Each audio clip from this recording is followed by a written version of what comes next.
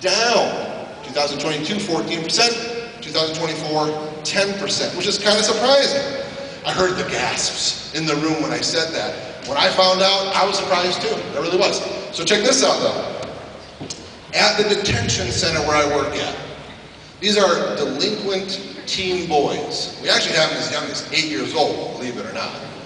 8 to 17 is what we got. These are delinquents. This means that they're either on probation, they got in trouble with the law, something happened, they were pulled out of school, pulled out of their home, whatever it is. And now they can't go home, but they're not going to go into actual juvie or lockup. I'm kind of in an in-between kind of place in where I'm at. They have to be there, court order. But check this out. Among the delinquent teen boys that I deal with on the daily, it is higher than 10% vape. But it's still only about half. It's only about half. And I've asked some of the boys that don't vape, why don't you vape? Okay, remember, these are delinquent teen boys who have stolen cars, who have broken into houses, who have physically assaulted people. Here's what they say. Well, I don't vape because it's dumb. But you're in placement. I mean, aren't you already kind of making dumb choices? I mean, like, what? No, I'm not going to, that's stupid. I'll steal a car, but I'm not going to vape that stupid. And I'm like, well, why not? Like, why? What's the big deal? Isn't vaping not as bad as stealing a car? I said, well, yeah, sure, I get that. But here's what they'll say. Here's what I'm going to get into the brain development thing here in a second. They say this: I don't want to mess with my brain. These are delinquent teen boys, and they say, I don't want, not THC, they're talking about nicotine. They don't want to vape nicotine vapes because they don't want to mess with their brains. That kind of blew me away. Coming from that audience, coming from that type of person, that kind of blew me away a little bit. Well, here's the thing with our brains, a couple things. Girls typically start vaping because they want to fit in. Typically start. They want to fit in. Peer pressure. They're in the bathroom. The popular girl's vaping. They're asked to. And they're very socially connected to their friend group, so they say, oh, okay, I'll try it. Oftentimes girls will start vaping because they want to fit in. They're more relational than boys. Boys, oftentimes, why they start vaping, they like the dopamine kick. They like that it makes them feel good. Because oftentimes, girls can get depressed, girls can have anxiety, I get that, and that's what my degree is in counseling. But boys oftentimes deal with their depression, you ready? Quietly. What does a boy look like when he's depressed?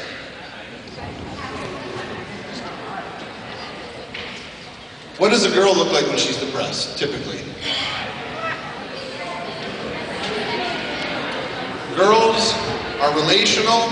Girls, oftentimes, they can't help but show what they're feeling. Guys are a little different. Sometimes you don't know what they're actually feeling. I was counseling a young man just yesterday, actually. Counseling a young man. I believe he is actually emotionally detached. You guys know what that is? Emotionally detached is where you're kind of like literally numb. Like even if you get upset by observing him, you couldn't tell he was upset. So he's in placement. He's pulled away from his family, pulled away from his mom. And I had his mom on Zoom. You guys still use Zoom? You know what I'm talking about, the video thing? You're like, no. The video thing where you can see and talk to you anyway. So he's talking to his mom. And he is just like stone-faced.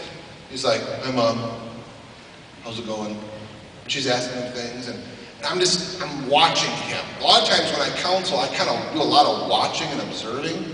And so then afterwards, after we're done with the call with his mom, I asked him, I said, how did that make you feel, seeing your mom?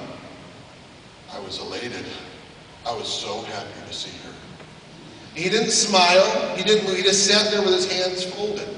And that's an extreme example, but oftentimes guys, they go through life quietly. Not always. Some of them are very loud. I get that. But oftentimes when it comes to mental health, when it comes to depression, anxiety, they're chill. And oftentimes they'll use vaping or some other substance, not so much to fit in. There is a social aspect to it, but a lot of times it's more to just feel better.